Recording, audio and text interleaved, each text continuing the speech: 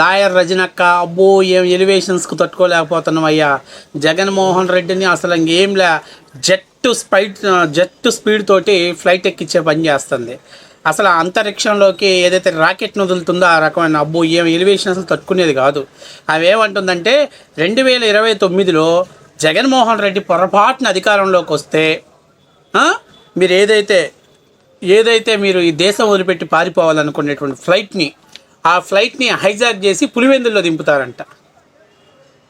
అక్క నువ్వు ఎలివేషన్స్ వేస్తాడు, మిగతా వాళ్ళు వేసేటప్పుడు వేరే విధంగా ఉంటుంది అక్క. ఎందుకంటే ఇప్పుడు నాలాంటి వాడు వేసి అనుకో కామన్ మ్యాన్ కాబట్టి ఎవరు పెద్ద పట్టించుకోరు.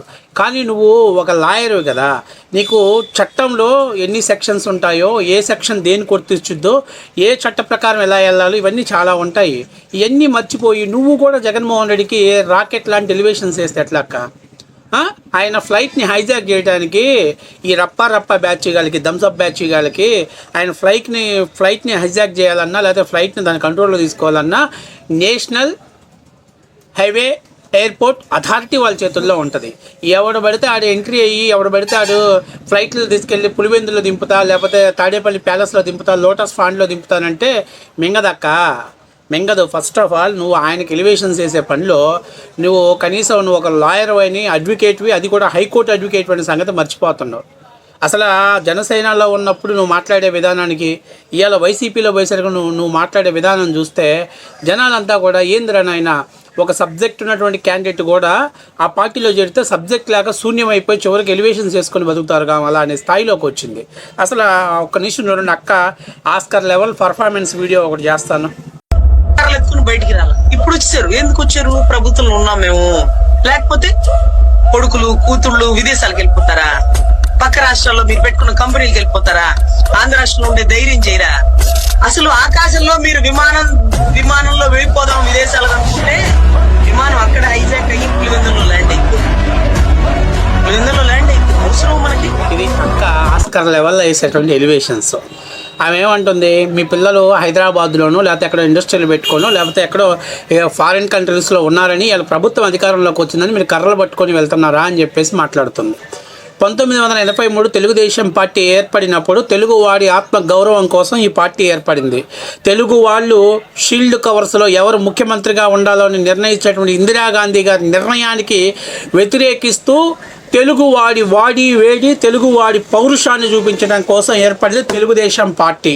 ఎన్టీ రామారావు గారు ఆ రోజు బయటకు వచ్చి కుక్క మూతి పిందెల్లారా చావండి అని ఒక్క పిలుపునిస్తే ఎన్టీఆర్ గారి పిలుపునందుకొని కాంగ్రెస్ పార్టీని బంగాళాఖాతంలో కలిపారు ఆంధ్ర రాష్ట్ర ప్రజలు. అంత కసిగా ఆ రోజు తెలుగుదేశం పార్టీ ప్రభంజనం సృష్టించింది.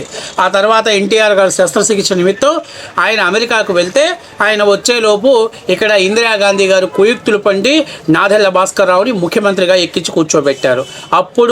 అప్పుడు కాంగ్రెస్ ఒక రాంగ్ స్విచ్ ఆన్ చేసింది. ఆ రోజు రాష్ట్ర వ్యాప్తంగా తెలుగుదేశం పార్టీ శ్రేణులు, ఆంధ్రప్రదేశ్ ప్రజలు ఇందిరాగాంధీ నిర్ణయానికి వ్యతిరేకంగా అట్టుడికిపోయేలాగా నాదెళ్ల భాస్కర్ రావుకి పంచ తడిసిపోయేలాగా ధర్నాలు చేయటం, నిరసనలు, ఉద్యమకారులు చెలరేగిపోతే కంట్రోల్ చేయలేక పోలీసులు లాఠీ చార్జీలు, బాష్పవాయుగోళాలు ప్రయోగించినా కూడా వెన్ను చూపకుండా మళ్ళీ ఎన్టీఆర్ గారిని ముఖ్యమంత్రిగా ఎన్నుకునే వరకు బహుశా భారతదేశ చరిత్రలో ఏ రాష్ట్రంలో చేయనటువంటి సాహసం, తెగింపు తెలుగుదేశం పార్టీ కార్యకర్తలు చేశారు.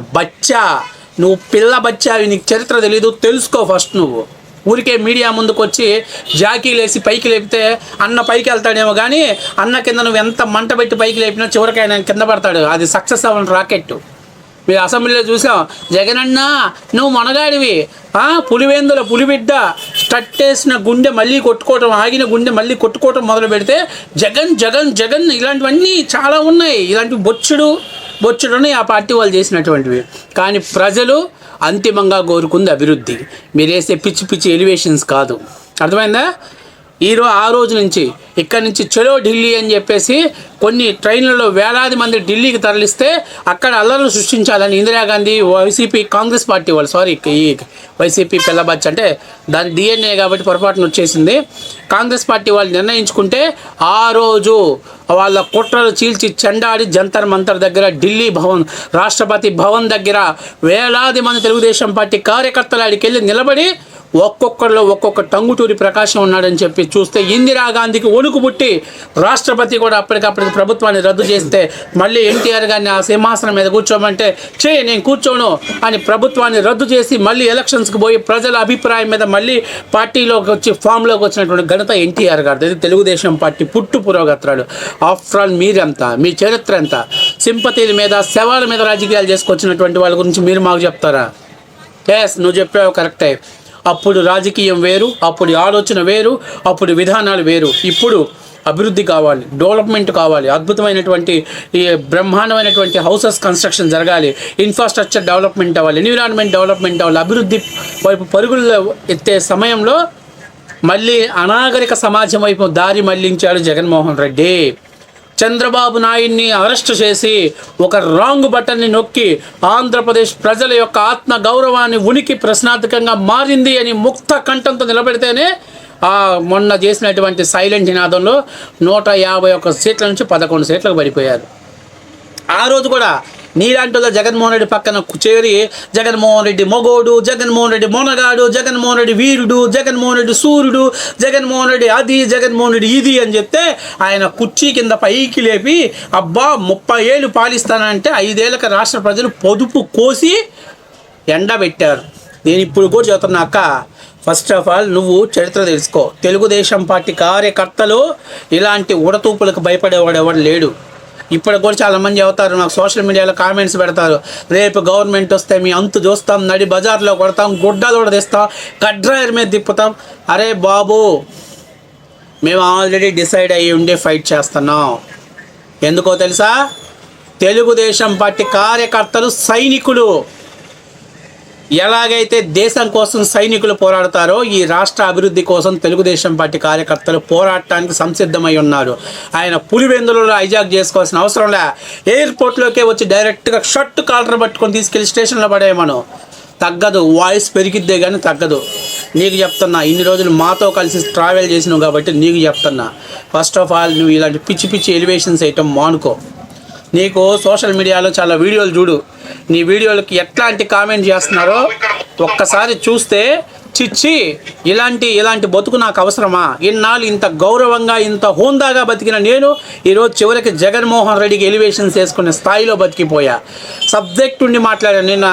నిన్న ఏదో లడ్డూలో జోగి రమేష్ అరెస్ట్ గురించి మాట్లాడమంటే లడ్డూ గురించి, ల్యాండ్ టైటిల్స్ గురించి మాట్లాడుతుంది. ఎందుకంటే జోగి రమేష్ ఏ సెక్షన్ కింద అరెస్ట్ చేశారో, ఏ సెక్షన్స్ కింద అతనికి నోటీస్ ఇచ్చారో కూడా ఎక్స్ప్లెయిన్ చేయడం దౌర్భాగ్య పరిస్థితులను దిగజారిపోయి. దానికి ప్రధానమైన కారణం నువ్వు నిలబడినటువంటి పార్టీ, నిలబెట్టినటువంటి పార్టీ స్టాండ్ ఏంటో తెలుసుకో. ఫస్ట్ ఆఫ్ ఆల్ ఆ స్టాండ్ తెలియట్లేదు కాబట్టి నువ్వేదో పిచ్చి పిచ్చిగా మాట్లాడుతున్నావు.